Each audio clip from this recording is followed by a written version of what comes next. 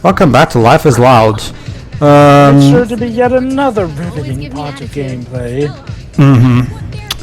Okay, so let's talk to Stella, since Stella's actually nice.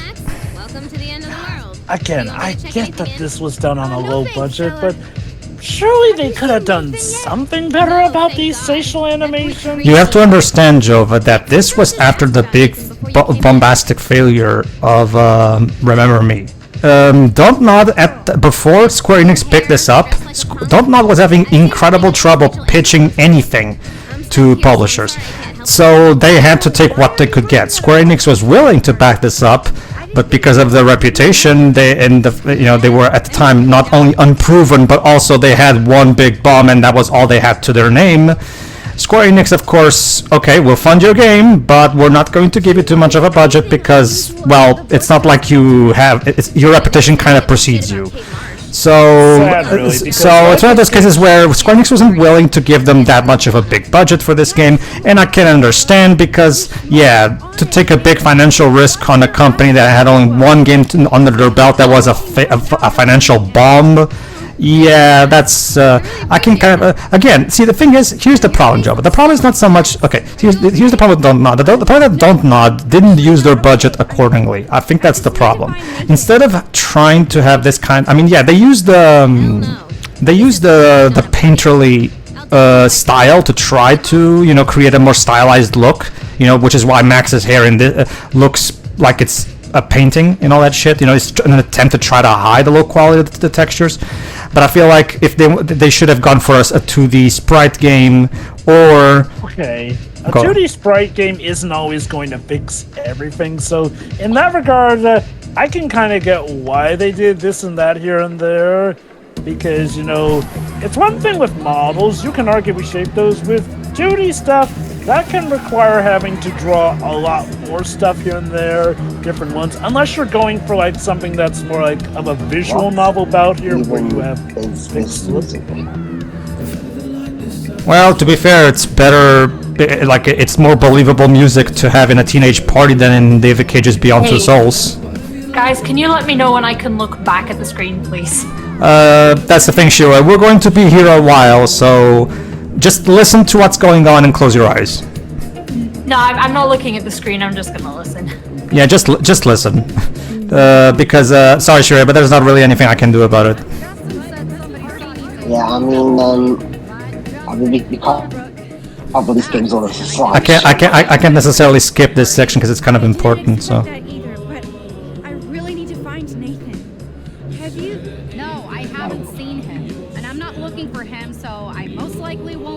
Just check out some of those cat pictures, Shiroi, while you're listening. Anyway. You know what? I think I will. So, why are you here tonight? No homework? Boredom? Waiting? Have you seen Warren tonight? I will. He left already, but we're going to... So there you go. Warren is taking Brooke to the drive-in date. Good for you, Warren. Try to court someone that actually, doesn't treat you like an afterthought. Although, granted, part of the reason she's treating him like an afterthought is because you apparently chose the Chloe. Oh, trust me, trust me, Jova. Even if you would try your hardest to be as nice as possible to Warren, Max doesn't really do much. Like, for example, if I choose to go to... Don't get me wrong, I do know, especially since I know about the circumstances with the endings. It's just that I guess at least if you go for the Warren relationship, Max at least shows someone more to him. And okay, to be fair, yeah, I know somebody said that technically Max does spank Warren here and there, but again, compared to the length she goes for Chloe, Warren does not factor. Keep in mind that it's not even a matter of... okay, it's two things. Basically, to explain things to Dwebs and Shiroi who haven't actually played this game. Okay. Even if you go on the Warren shipping path, like for example, let's say you accept to go to the drive-in date with him, you don't ever actually go on that date because Max is way too focused on Chloe, so she basically just, forgets most of the time. So even if you try to ship Max with Warren, the game clearly doesn't want you to. Oh. And once again, Alyssa is drop off, so let's help her. Which again really just makes you wonder why they even bother having Warren as a shipping pattern in that regard. It's abundantly clear that the game really wants you to ship her with Chloe. Hello, Max. It's the ship that the game actually cares about, even though it's terrible. But again, why bother even having the Warren thing? It just makes people feel like their choices really don't matter. Yeah. You tease them with that prospect. Basically, yeah. Which honestly is why I don't even like going for the Chloe pattern thing, because here's the thing about the Chloe pattern. The Chloe pattern basically guilt trips you for not going through with Chloe's as BS. Mm-hmm. Which, you know... Alyssa, move out of the way. There you go. Alyssa's the unluckiest girl in this game.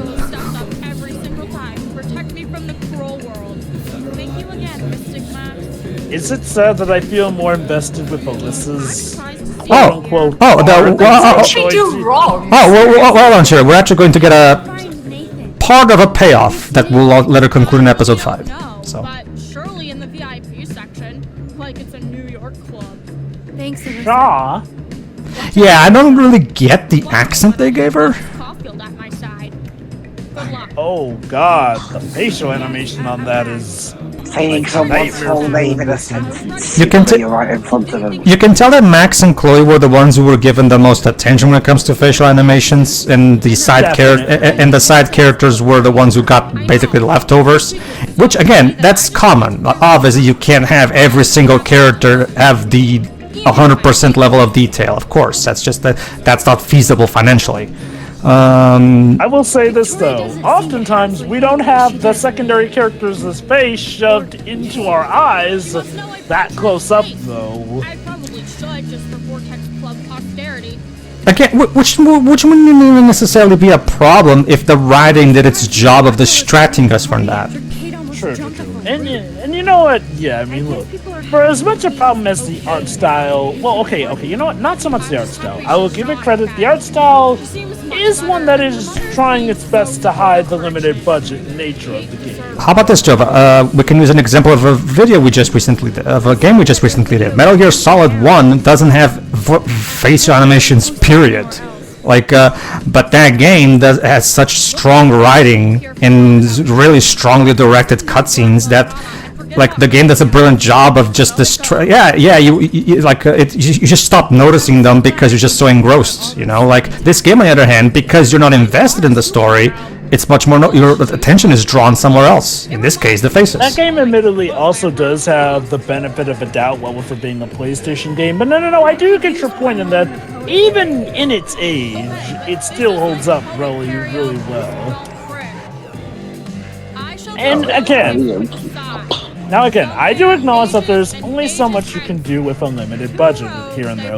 Even if they did do these with sprites and whatnot, the limited budget probably would have shown its own hide here and there, so I don't mind that they chose to do things this way. I will say this, though, it's embarrassing that them trying to fix this problem just ended up apparently making it worse, according to... Well, it made it slightly better or worse, depending on your stance with the actual... I'm just glad we're past that weird era, like the PS1 and PS2 games, where characters talk but they don't move their mouths. See, another side character who's far more interesting than Chloe. See, Alyssa just gave us a thank you poem of sorts.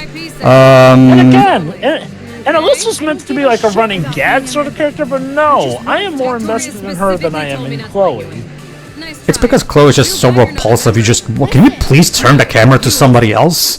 And I will say this, remember, audience, I was the one who opted to try and be fair to Chloe, even at the start. Mind you, even when we knew that she was the one who parked in the handicap spaces, so trust me, I was not just looking to hate her from the get-go, okay?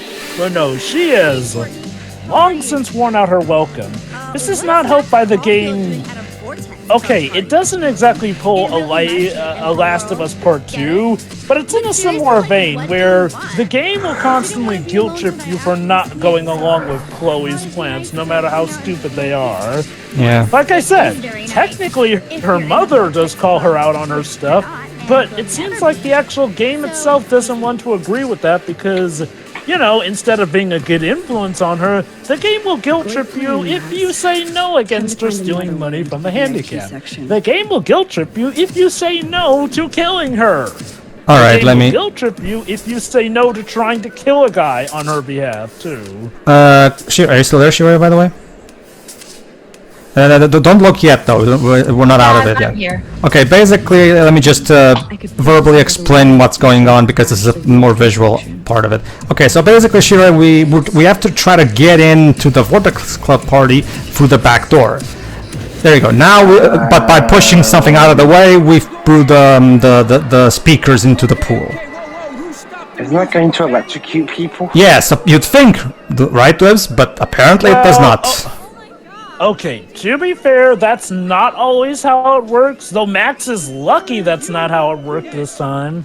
So yeah, people are coming to, you know, reprimand me or get me for it, but I can just rewind. There you go, never happened. There you go, see?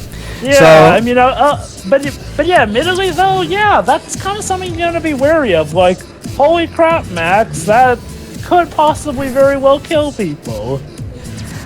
I guess you can argue, well, but she could just rewind and the people wouldn't die to begin with. So.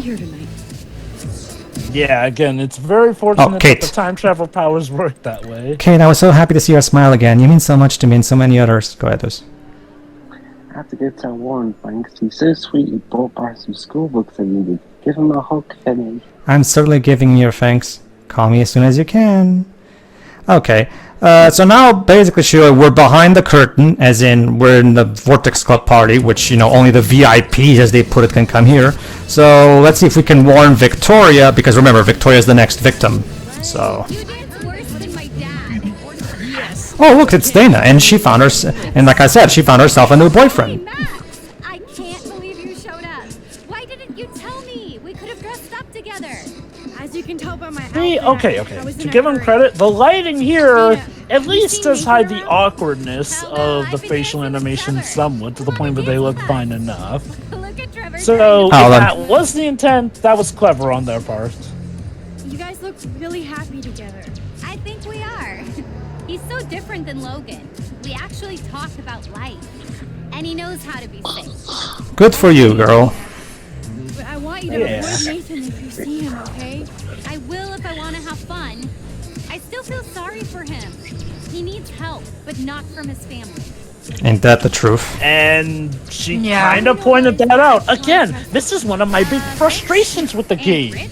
Yes, Nathan is crap, but maybe with some better influence he could be better. I would kill for the game to at least give us an option to try and help him. And even if he has to reject it because, you know, that do be how the game goes, at least it would be giving us an opportunity rather than just writing him off as the two-bit bad guy. Well, that's the thing, Joker. If the game did that, what would be the point?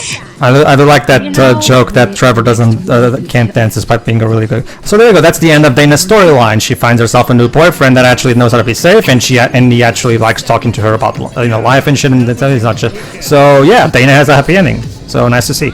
You know, go on. Everybody, okay, I know everybody needs to be focused right now. We're looking for further information, but I still think Max is a little too chill for someone who not only just dug up a dead body, but someone who knows that one of the suspects is probably in this room with everyone right now. Yeah, that's my point. No, right? Like, that's the weird thing about... hold on, Sheila. She just said it. Go fuck yourself, Victoria. She said it. She said it, everybody. She said the meme. She said the meme. It's not a meme. I don't see it around. Oh well, back in the day it was, Sheila. Back in the day it was. It never took off. Honestly, even back in the day, it was a bit of a meme for a bit, but it never took off to the point where it's one of those memes that everyone remembers. But to address what you just said, that's the thing, Sheila. That's always been my problem with Max in this game. every single time she speaks. The voice at Anna Tail never really manages to properly convey what the character is supposed to be feeling. Like every single line of dialogue, it's like Anna Tail is afraid to say the lines. Like honestly, if you ask me, it sounds like... Girl, you just dug up a corpse. Yeah, that's a good point. To get back also, to this, not only that, but Max always sounds like she's on the verge of crying, honestly. Yeah. For the tone of her voice. oh, trust me, Jove, it's even worse with the protagonist of Life is Strange 2. But anyway, okay, so, like I said, if you were nice to Victoria in episode 1, remember that bit where we can choose to, you know, be nice to her after she gets dogged with paint? Well, if you do choose to be nice to her like I did, it's much easier to get her to believe you that she should stay away from Nathan. Wait. Mr. Jefferson is famous. Yes, Dwebs, basically... They have mentioned that he's apparently... That was mentioned very early on. I'll recap for the sake of Dwebs' poor memory. Okay, basically, Dwebs, the reason Mark Jefferson is a very beloved teacher is because he's a famous photographer. And, you know, the fact that he's teaching photography at this school is a very big thing for students because students really admire him, basically. That's the basic gist of it. Anyway, just to address your point as to what would be the point of us being able to help Nathan, again, the point would be that essentially there wouldn't be as much hypocrisy revolving around Chloe. Again, Hold on. Chloe is terrible, but for some reason we gotta help her over everyone else, even though they may have problems. Well, Max Caulfield, there's still time for you to get in the vortex. Why are you awkwardly saying her full name? Yeah, that's a good point. I don't get it either. So there you go. We can choose to either not warn her or tell her about the dark room. So let's tell her about the dark room. Is the game worried if it doesn't say it enough or forget what she's called? Maybe the game was written with you in mind, Liz? Honestly, Anyway, but like, when it comes to the whole saying her full name thing, that's a thing people occasionally do here and there. So yeah. Honestly, that's all the that's time. All right, let me rephrase. Okay. So yeah, if you play your cards right, yeah, Victoria will believe and say like, okay, I guess we're just too much alike, even though I don't want to admit it. So yeah, this is the game's last minute an attempt to try to humanize Victoria. But remember, in case you've forgotten, this is going to be the very last time you see Victoria in this game. She's not in episode 5 at all. So by this point, it's too little too late. Sorry, game. It's a bit too late to now suddenly try to make this character into an actual person. Okay. To be fair, I will say that Victoria had glimpses of being a full-fledged out person in the first episode. The problem was that whether or not you chose to be nice to her, she goes back to being just a two-bit crook bully for most of the plot here and there. Yeah, that's my problem. That being said, I'd rather see her saved rather than dead because, yeah, she's a bully, but like, oh sure, compared to a lot of terrible folk in this one, she's lightweight. Oh, that is not to say that condones her actions, but like, I mean, the fact that she comes around is a lot more than I can say for a lot of characters. My problem is that it feels unearned. Like, the game didn't actually create a character arc where she progressively starts. Like, for example, we're told that the death of Kate's near suicide caused her to rethink things. Problem is, that only happened off screen and we're only told about it from Kate. So again, her supposed development happens mostly off screen, so this just doesn't feel believable at all. Go on. It's made even worse by the fact that, yeah, what made her reflect is the fact that she almost, I mean, along with other people, but she was one of the main bullies, we know this, like, she almost made someone kill herself. And that was the point that got her to reflect. Like, yeah. I guess better late than never, but yeah, no, this again just goes back to one of the main issues. The game! This is the payoff for Taylor's thing. So yeah, Taylor has also learned that she shouldn't be around Nate.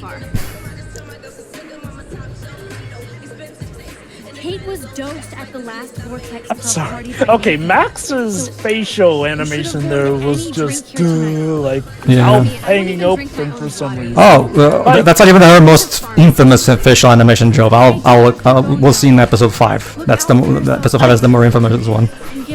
if it were a side character, I could get that, but no, Max has more facial animation than just that. Why did they choose that of all things? And there you go. I'm going to be fair to Max's actress. The dialogue like that, how the hell is she supposed to deliver it? Sure, it's probably just it's probably just piss poor direction more than anything. But anyway, yeah. Anyway, Taylor thanked Max for looking out for her and her mom, because her mom turns out is now doing much better after the surgery. So that's another character who gets a happy ending. Again, the side characters have proper payoffs to their arcs, which make them far more compelling than anything we see from the leads, because Max doesn't really have much of a character arc, aside from something that they pull at the last minute in the final moments of episode 5, and Chloe, the less said about Chloe the better. I still think Nathan's being used, even though he's very much complicit. Like, saying this again before we get to any twists, because that whole setup in the barn, like, there's no way other family members don't know about that. It's interesting you say that, Shiroi, because you're onto something, but at the same time, you're barking up the wrong tree. Hey guys, the swirl of the vortex looks like the swirl that pops up whenever you reverse time. Congratulations, Dwibs, you've cracked the code. I want to thank everybody who entered their photograph. Can we go home now? Clearly this game can pull a fast one on you. Does that mean we can go home? Sorry, Shiroi, you're Let's see who's the winner of the contest. Sorry, Shiroi, you're in it for the long haul. And everything our school stands for. As far as And I still can't look at the screen. This is bullshit. Don't worry, Shiroi, you're not really missing much of anything. And the winner is. Okay. Seriously speaking, though, it does hinder the commentating process, Pedro. Victoria. Well, not much I can do about it. And look at that! Victoria chases the winner! Like, what does she enter? Are there people booing in that crowd? Well, that's for sure. It's because Victoria is actually very disliked among a lot of her peers. I know, I'm just kind of surprised that they didn't just, like, kiss her feet. And fame. I also want to thank all the students. So yeah, since Max didn't enter the photo contest, Victoria is the one who wins. I'd like to dedicate this prize. Oh god, she's doing this. To Oh Kate my Marsh. I mean, to be fair, we're supposed to She not like is you. the real There you go. See, and this is the problem. See, so which is it, game? Am I supposed to kinda like her, or am I supposed to hate her? Like pick one. I'm guessing the... Big surprise. I can't believe she blackmailed Jefferson. Wait, Max, weren't you just having a feel-good moment with Victoria? What happened to that? Now suddenly you're scuffing Victoria's at still a her? bitch. But that's the thing, though. Like, Max was just going on about how maybe you there's can- in Victoria. you can look now, she's Shiroi. scuffing at her. Like, here's the thing. She already Okay. knew that she had blackmailed Mr. Jefferson. Christ. Nathan just texted me. Oh, He says there won't be any evidence left after he's done. Shit. We have to go to the junkyard right now. okay. To the junkyard. Kinda makes it But feel does like he know coming to you this... dug up the body? Well, Question. we're just gonna. I guess. Wait. Is the moon a hologram? That's the thing, Dwibs. The game never really Remember, properly. Liz, there are 2 moons for some reason. Yeah, that's the thing. The game has 2 moons, but why though? What does that have to do with anything? Remember, Pedro, Step that's away the from the point. train tracks. Step away. Yes, Please. Jova. But remember, Pedro, that's a point to show that stuff's getting all whacked out in time for the apocalypse. Between the snow and the summer, the beached whales. I guess. Apparently... Anyway, everybody, we're about to end episode 4 right here, and prepare yourself, Shiroi, because this is where the game is going to start farting all over the story. Alright, cool. Okay, Pedro, I'll be honest, it was farting of this on since like at least 3/4 of the way through episode 1.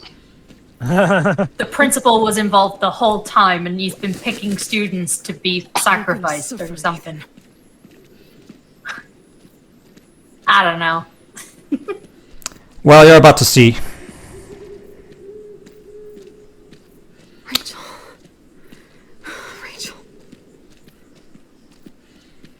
You should talk about Rachel a lot. I mean, I know she was dear to you, but... Max, please hurry. And here we go. I think they dated. Yeah, yes and no, Shiro. You can have it in the prequels that they do date, yes, but we can also make them just friends instead. Like there you go. So Rachel's still there, so...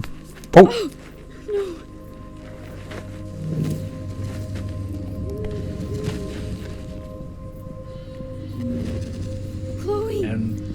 For some reason, Max And Chloe dies again. Oh. And Chloe is dead again. Guys, just let her die at this point. And now... It's turned into Blade Trinity now, where we save the character only for her to die later on. And now, ladies and gentlemen, the twist. Who is the big mastermind behind all of this shit? It's Chloe herself. God, I wish. I'm thinking of all the stupid ones before we get it. Dun dun dun! It's Mr. Jefferson! It's Mark Jefferson! Wait, how did he get there? What? I got. How did he get there before they did? I don't know, but yeah, you figured that one out, Twist. Wait. Huh? How? What? Yes, Roy. The big twist is that Mark Jefferson was the real bad guy behind everything. Okay, was that hinted at any point? 'Cause I'm just like... Okay. Barely. To be fair, okay. There are technically some hints. Like, consider this. He is a master photographer. And this was stuff done in a dark room, which, professional photographers use to develop photos and whatnot. Huh. Given the obsession with photos, also consider this. Nathan has That was problems. pretty blatant, actually. Also consider this. Nathan has problems, but we've never seen him to be drunk. There was like a glass bottle of alcohol in that dark room, but we have never... we have heard of Nathan having drug issues, but never anything about alcohol. So my guess is that was another hint that Nathan might not actually be the one behind all this. Well, that's what I've been saying, like, Nathan's just being used the whole time. That being said, don't expect his motivations to make any sense. Is he just a creep? I bet he's just a creep. Okay. Let me put it like this. In some ways, you could possibly compare this to the twist having to do with the killer and I know who killed me. In that it can feel very random. But... I feel like this... Oh, go on, Ribs. I mean, hey, at least this... Actually, you know what? This chapter... again with this? Yeah. Yes. Sorry, anyway, Sharon. This is my favourite ending of the episode so far. Do you know why? Why? Chloe's dead? Chloe's dead. And as this is like the 4th or 5th time right now. And sorry, I wasn't finished yet. And as we've seen, Max tried to rewind time, but she got ejected before she was shot. And as we know, she can only rewind time a certain bit. So my guess is she can't rewind far enough to save Chloe, so she's dead.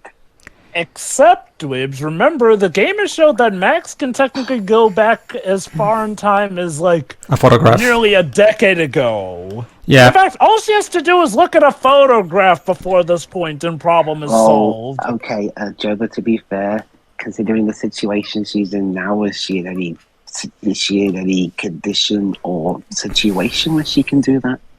Well, that's another thing, though. The game never explains why Max can't just time travel back.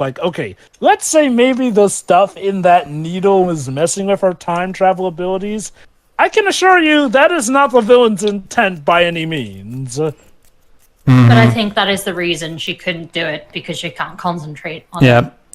However, as a lot have pointed out, all we gotta do is wait until she regains consciousness and gets that stuff out of her system. And then she can rewind time.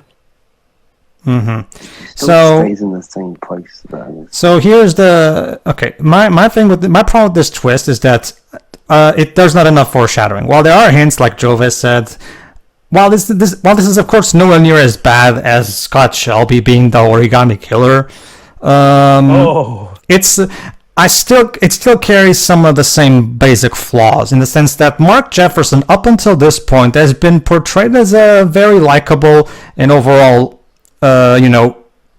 cool dude, for lack of a better term. You know, like, so imagine, for example, again, it kind of carries that same problem that a lot of people, like, for example, Some Call Me Johnny. Some Call Me Johnny said in his Heavy Rain run that he did, like, he really didn't like Scott Sherwood being the killer because he really liked Scott, but now I have to hate him now because he's the killer. You know, imagine if you were playing for this game and you really like Jefferson because he's been a genuinely nice character. He even does that thing where he rejects Victoria's advances, which shows that he has, you know, his priorities straightened out and all that shit. You know, although apparently he must have kowtowed to them since Victoria was the winner after all. Now, don't get me wrong. I understand that it's a timeless a very old tradition in these mysteries to always make the culprit be the person that's the least suspect. I understand. The problem is, I still think we should have had... Okay, if you really wanted to do this, you should have made Jefferson's personality be a bit more morally gray, instead of just always being a pretty cool teacher. You know, like, because it makes him reasonably likable. And then all of a sudden, boom, turns out he's an evil psychopath. And I'm just like, I don't know. I just feel like I feel like I needed more foreshadowing for this, because the way the twist is, and even if you think it's fine, which I'm willing to concede, trust me, when episode 5, now the game is going to basically just starting shitting all over itself, because episode 5 is a fucking train wreck. All right, anything else? I'll say this, like, honestly, I never got the feeling that he was just this also great guy. Like, there have been parts and bits where he has been pretentious, he has been a bit egotistical as well here and there. I wouldn't say, like, he was a complete golden boy, so for once, I'm gonna... Yeah, pretty much. Like, I'm gonna play devil's advocate and say that I do think there was room to think, like, he might be hiding something. Oh, sure, he definitely gave off the air that he was there to help for his students, which in turn probably could have just helped him get even more victims, now that I think about it. And consider this. As a teacher, he probably did have access to a lot of records on the students, so he would probably also know how to tailor it so that they could, you know, possibly think in this way here, shape, or form, which could have also helped him manipulate Nathan to be his scapegoat. Mm-hmm. Go on, Shira. There's also the fact that, because now that we have it, like, I'm thinking a little bit about it. Like, the photography studio I would have picked up on if we had more hints to it. But also, there's also the question of why would this apparently very famous photographer want to come back to teach in a small, basically, harbor town specifically? Oh, trust me, Shira. Oh, yeah. The game is going to try to have him explain his motivations.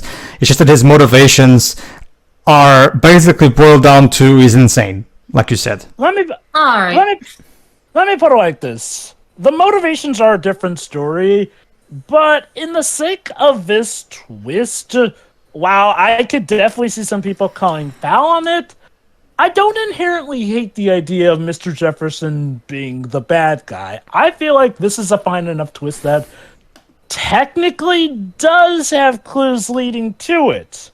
Now, again, the main issue will be everything else having to do with him as the bad guy. Yeah, the biggest problem... We'll see in the upcoming parts. Yeah, the biggest problem is that the game tries to make him a complex villain by properly explaining his motivation. The problem is that, like, he's nothing... It still boils down to just he's Cocoa for Cocoa Puffs. So, it's just... He's just an insane psychopath, and that's it. There's nothing more to it. Admittedly, you don't have to just take our words for it, as you'll see in the upcoming parts. See you then. See ya.